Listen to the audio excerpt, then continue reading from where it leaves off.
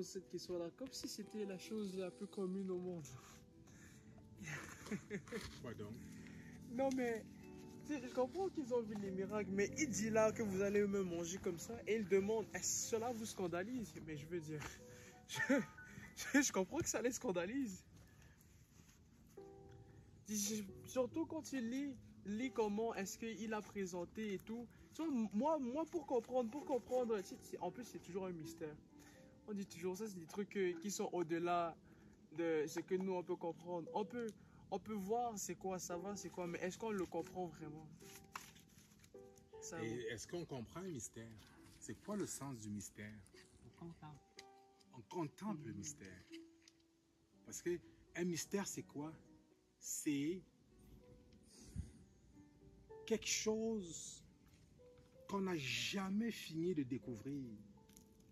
Hein? C'est ça le mystère. Parce que nous, aujourd'hui, on veut toujours comprendre le mystère. On veut expliquer le mystère. Le mystère de l'incarnation. Comment cela est-il possible? Le mystère de la résurrection. Comment cela est-il possible? Hollywood a essayé, à travers différentes sortes de films, de montrer comment Jésus ressuscite.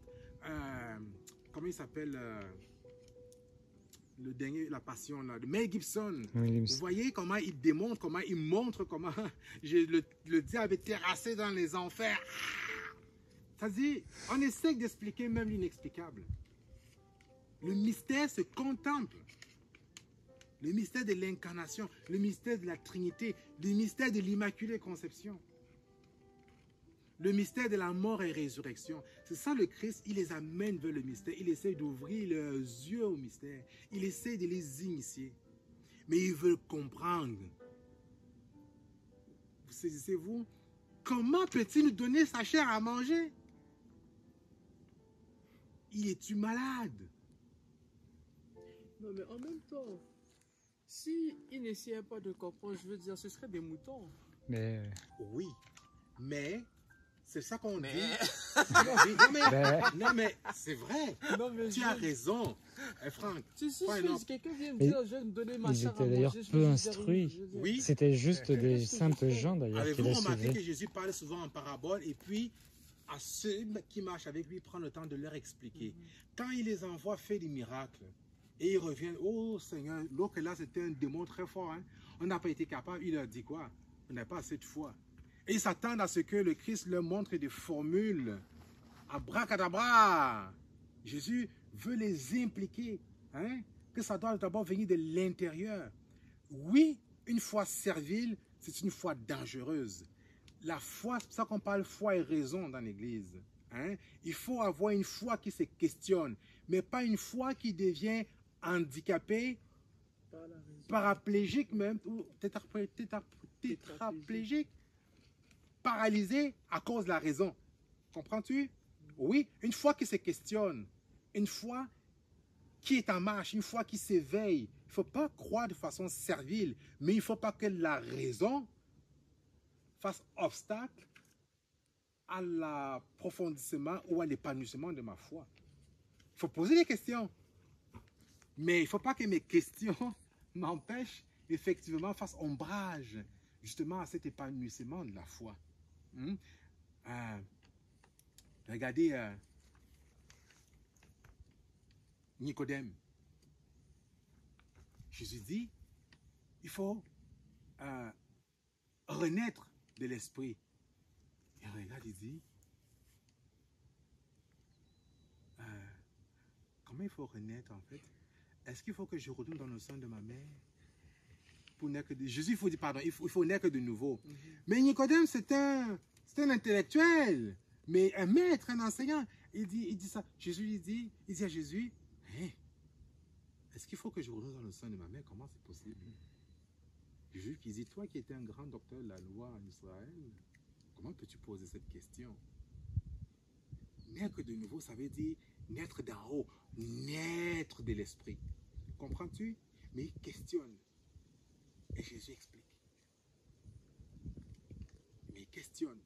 Mais il ne faut pas que le questionnement, pourquoi, comme les enfants, mais pourquoi, mais pourquoi, mais pourquoi, mais pourquoi? Ben, va demander à ta mère. La question finit par C'est ce tuer que la les foi. pères ils font souvent. Pardon? La question finit par tuer la foi. Bon, Parce que si tout était aussi évident, Voilà. tuerait la foi. Ouais. Les questionnements permanents. C'est ça qu'on parle, le mystère de la foi. Qu'il est grand, le mystère de la foi. C'est pas ce que le prêtre dit après avoir fait consacrer le pain et le vin? Mhm. C'est ce que le prêtre dit. C'est ma foi qui me fait reconnaître lorsque le prêtre fait l'épiclèse de l'invocation de l'Esprit, qui dit les paroles de consécration. C'est ma foi qui me fait reconnaître. Elle a fait, waouh, il est grand le mystère de la foi. Pas parce que je vois le Christ là, sa chair, le pain est devenu la chair. Oui, dans certains cas de l'histoire de l'Église, c'est arrivé. Il y a eu des miracles eucharistiques. Mais ce n'est pas de ça dont il s'agit.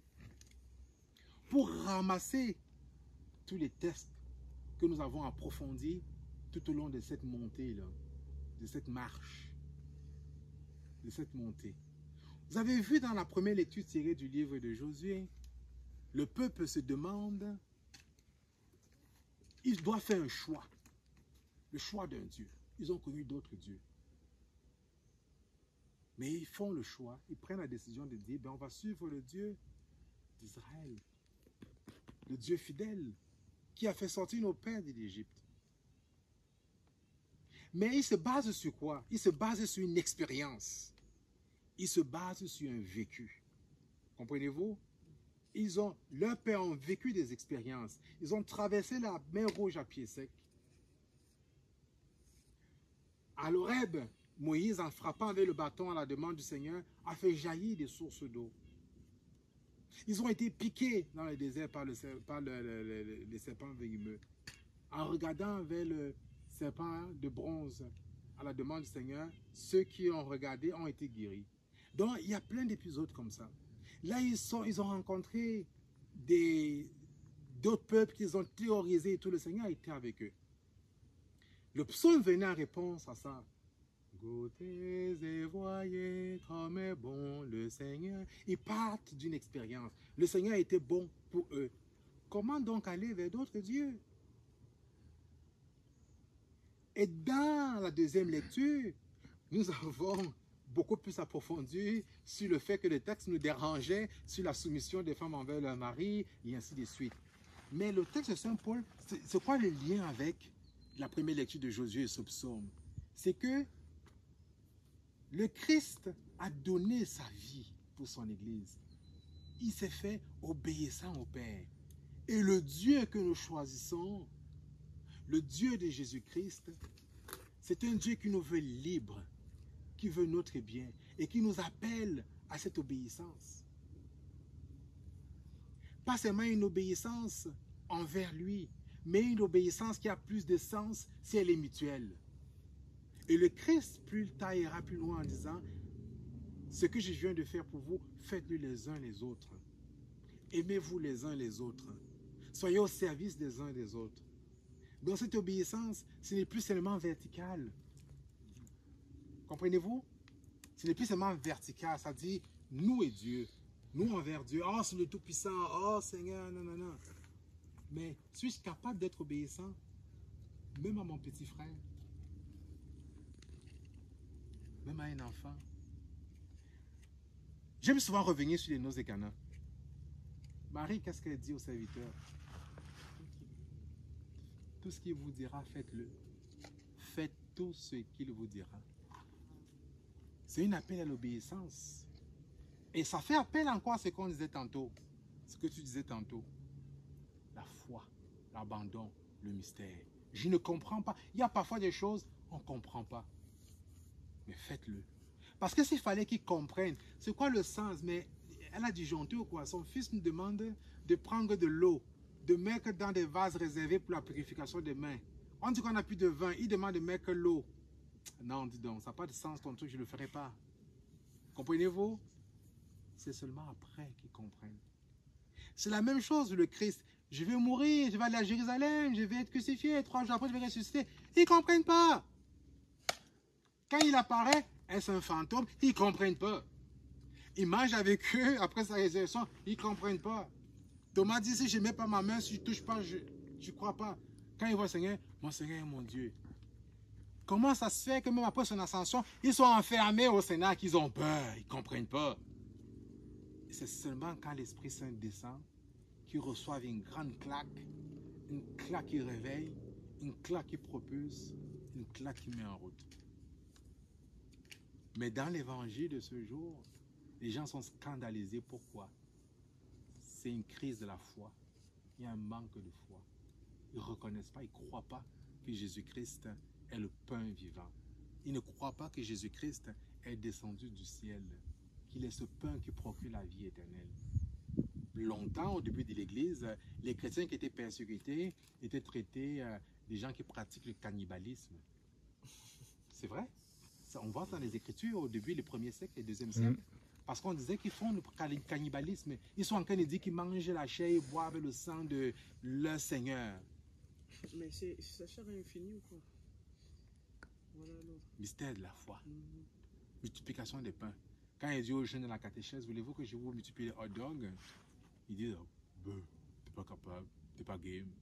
Il dit, ok. Et après, ils mangent chacun 7, 8, 10 hot dogs. Là, ils comprennent le sens de la multiplication des hot dogs. Bref, voyez-vous ici, le Christ, il fait face à des gens qui ne croient pas, qui manquent de foi.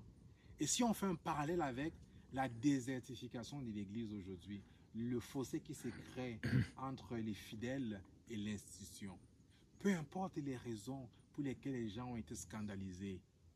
Parce qu'ici, ils sont scandalisés par les propos du Christ. Aujourd'hui, nos frères et nos sœurs qui ont quitté l'Église ont été scandalisés par autre chose. Pas forcément par les enseignements du Seigneur, peut-être pas nous, les ministres, nous, les chrétiens qui ne sont pas toujours un réel témoignage, sont parfois un contre-témoignage à la foi.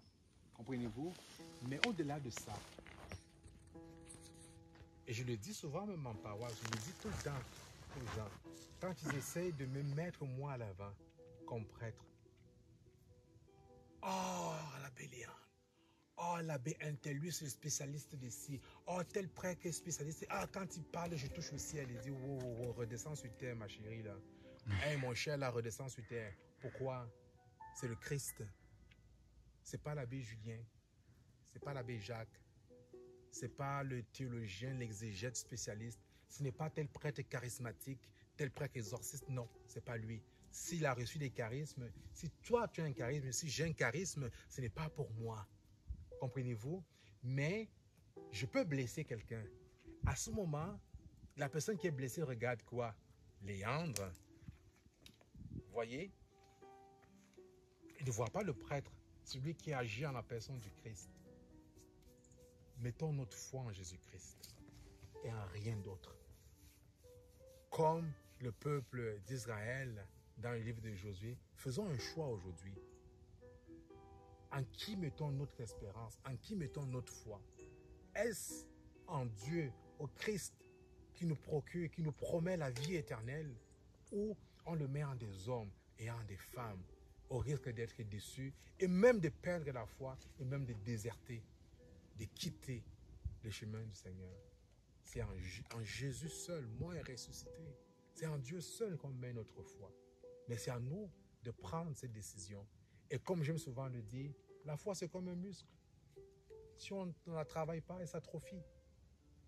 Tu ne peux pas juste te dire j'ai la foi et quand les épreuves arrivent, elle est ébranlée. Tu ne peux pas juste te dire j'ai la foi.